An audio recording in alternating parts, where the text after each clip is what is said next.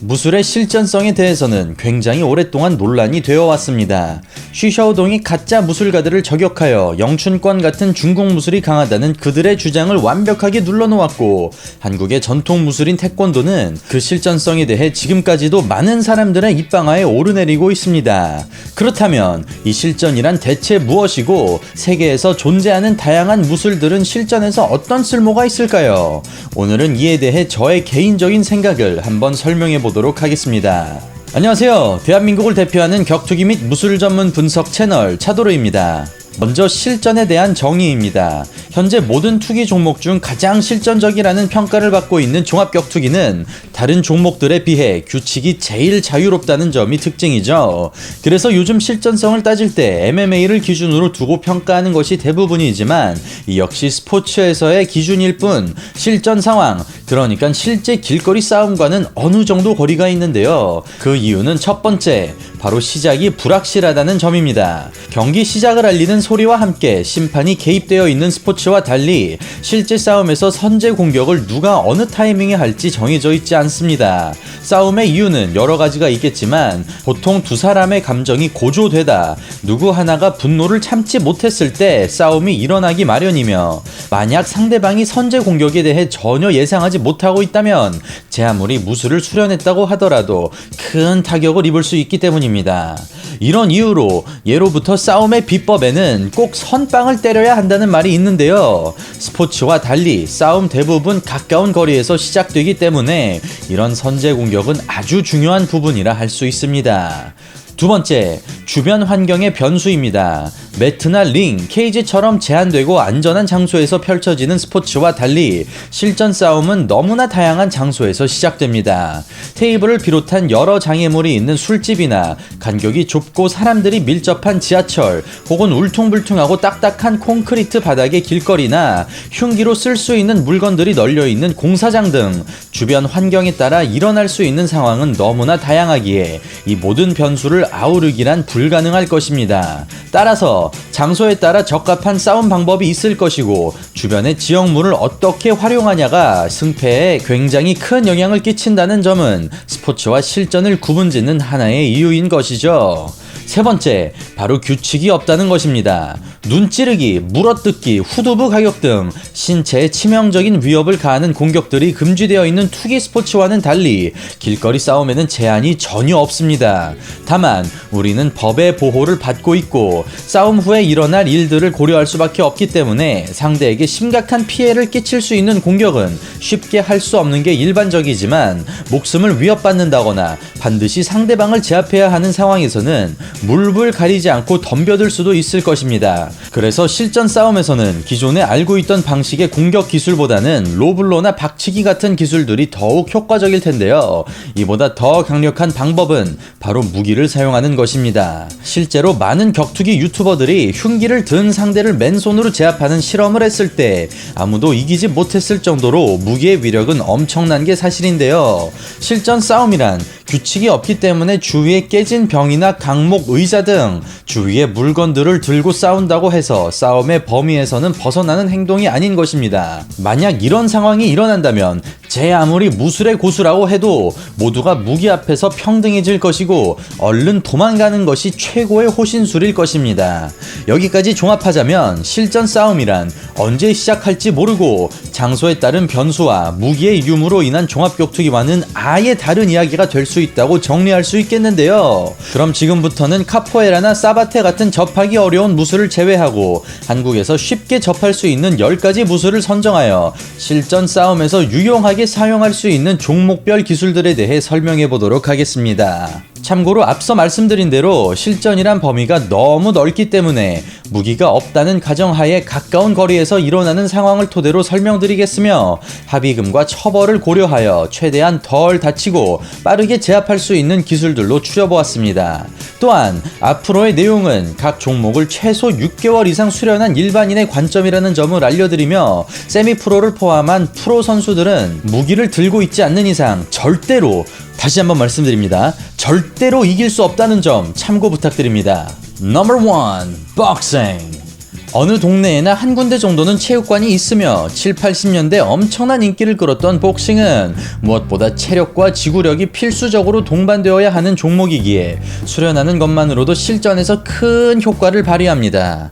가장 강하게 펀치를 낼 수 있는 방법인 복싱은 주먹으로 안면을 가격하는 장면이 제일 먼저 떠오르실 텐데요. 사실 이런 안면 타격에는 주먹 부상이 이르는 매우 큰 위험이 숨겨져 있습니다. 복싱은 글러브를 끼고 하는 운동이기 때문에 타격 시 정확하게 정권에 맞지 않더라도 손이 보호되며 밴디지와 글러브가 손목을 잡아주기 때문에 자신의 손과 손목의 내구력에 대해 정확하게 인지하지 못하고 있는 것이 일반적입니다. 그래서 맨주먹으로 샌드백을 쳐보면 타고난 강골이 아닌 이상 손이 아파 강하게 때릴 수 없다는 걸 바로 느끼실 텐데요. 이렇게 맨주먹에 대한 적응이 없는 채로 실전에서 상대의 안면을 가격했을 때 정확하게 정권으로 맞추지 못했다거나 이마처럼 단단한 부위를 맞췄을 시 오히려 때린 쪽이 다치는 결과가 나올 수 있습니다. 그래서 선택한 첫 번째 기술이 바로 바디샷입니다. 복싱의 꽃이라고 할 수 있는 바디샷은 간장, 명치, 갈비뼈 등 어느 부위를 가격해도 단숨에 상대를 제압할 수 있으며 안면 가격보다 손 부상의 위험이 적고 가까운 거리에서 시작되는 실전 싸움의 특성상 더욱 쉽게 상대를 맞출 수 있습니다. 또한 안면 타격에 비해 맞거나 피하기가 더 까다롭다는 것도 바디샷의 장점입니다.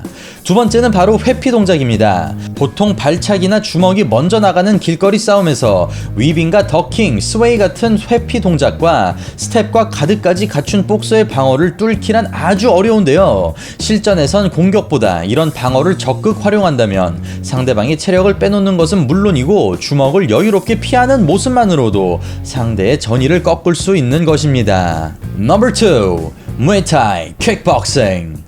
강력한 킥을 차거나 받으면서 자연스럽게 팔다리가 단련되는 무에타이는 온몸이 흉기라고 말을 할 수 있을 정도로 살벌한 무술입니다.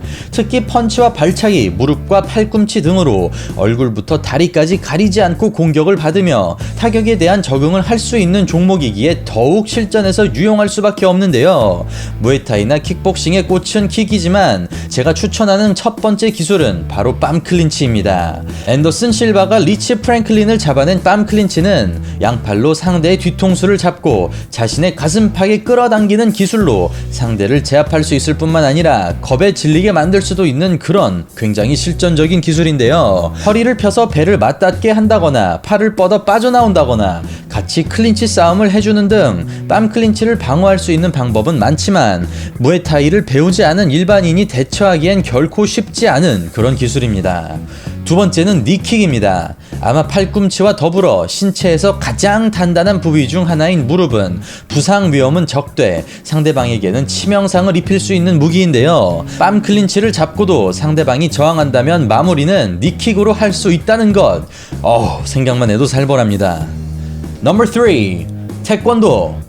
올림픽 종목인 태권도는 상대에게 큰 타격을 입히는 게 아니라 정확하고 빠르게 가격하여 점수를 따는 목적으로 발차기를 배우기 때문에 먼 거리에서 최대한 빠르게 차기 위해 다리를 접어서 발등으로 맞추는 킥이 대부분이었습니다. 그래서 자칫 중단이나 상단 돌려차기를 시도했다가 일격에 끝내지 못하거나 상대가 가까이 붙어버린다면 차는 사람이 당황할 수 있는 상황이 나올 수 있는데요. 그래서 제가 생각한 첫 번째 기술은 바로 앞차기입니다. 태권도 발차기 중 가장 기본이 되는 앞차기는 맨발로 찼을 경우 발가락 부상의 위험이 크게 뒤따르는 기술이지만 실전에서는 신발을 착용하고 있기 때문에 마음 편하게 찰 수 있다는 장점이 있습니다. 또한 앞차기는 상대의 손, 낭심, 명치, 얼굴 등 어디를 차도 막기 힘들고 단 한 방에 승부를 결정지을 만한 파괴력을 가지고 있는 기술이기도 합니다. 두 번째는 뒤차기입니다. 세상에 존재하는 모든 킥 기술 중 가장 위력적이라는 뒤차기는 변칙적이면서도 방어하기가 까다로운 발차기이죠.